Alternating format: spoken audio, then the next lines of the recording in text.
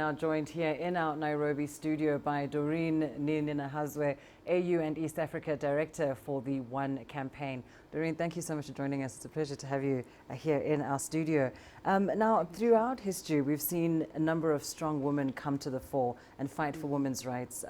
In the recent past, that hasn't been very different. We've seen Sudan's Ala Salah, Uganda's Stella Nyanzi, and even the young Miss Universe, Zozibini Tunzi, also making strong statements in defense of women. In your view, is that enough, or do we still have a long way to go? Thank you so much for this invitation. I'm happy to be here.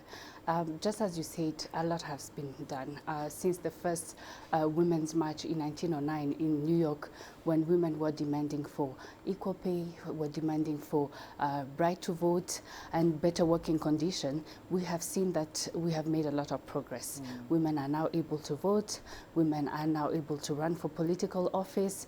They are able to engage in different communities, be part of the political discussion. The women's empowerment movement have also taken place. So a lot has been achieved, but we are still very far from achieving equal gender equality. We know that it will take more than 60 years to attain it. Yet we had given ourselves the goal of 2030 to achieve that gender equality. So we need to really fast track the implementation. Yes, progress, but let's work to achieve that goal. Indeed, indeed. And of course, as you mentioned, 2030 is the goal to achieve gender equality. But even though we're not quite there yet, the scariest part of it is that the world itself is changing and there are new challenges facing women all over the world. I want to talk about climate change briefly. In your view, how is gender equality affected by climate change, by the climate crisis? How are women suffering in the climate crisis, but also how are women perhaps playing a leading role in addressing these pressing concerns? Absolutely, you are right. There are new challenges that we are being faced with. Just to talk about the climate change, let's look at agriculture. We all know that Africa is not the continent that emits more gases, but we are a recipient and we have suffering more from climate change. So in agriculture, for example, we know that the farmers in this continent are mostly women. So they are the ones affected. At One campaign, we say that poverty is sexist, which means that women are the face of poverty, especially if you look at the agriculture sector that I just mentioned. So it's important to get women on the table, to be part of the solution. They also need to be able to debate. They need to be educated. That's a critical importance for women to go to school, because we've seen there's a lot of progress made in enrollment of girls in school, but we also look at the statistic that tells us that 1 in 10 women are able to read and write, which is really concerning.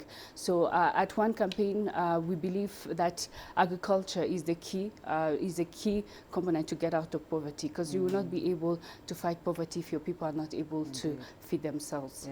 But interesting, there still are other challenges, even for those that do manage to get an education, they do manage to get to school, they manage to enter the labor force, but then they find discrimination in the workplace itself.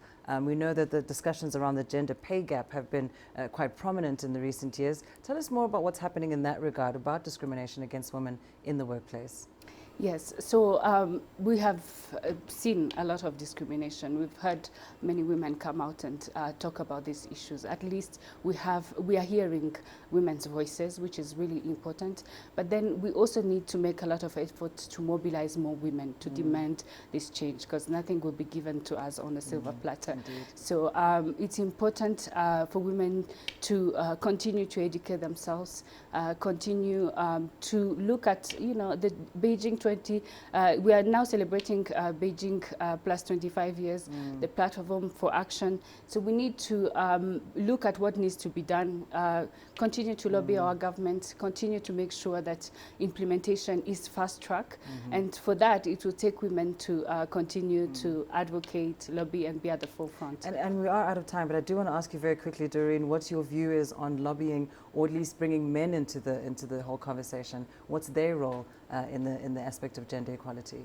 Yes, absolutely. That's a very good question, because it's important to bring men along. We will not be able to achieve this alone. They need to understand why it's important for women to be at the table, why it's important to allow women to contribute to our socioeconomic development. So we need to sensitize them, because most of the time they understand women's issues as something that's only for women.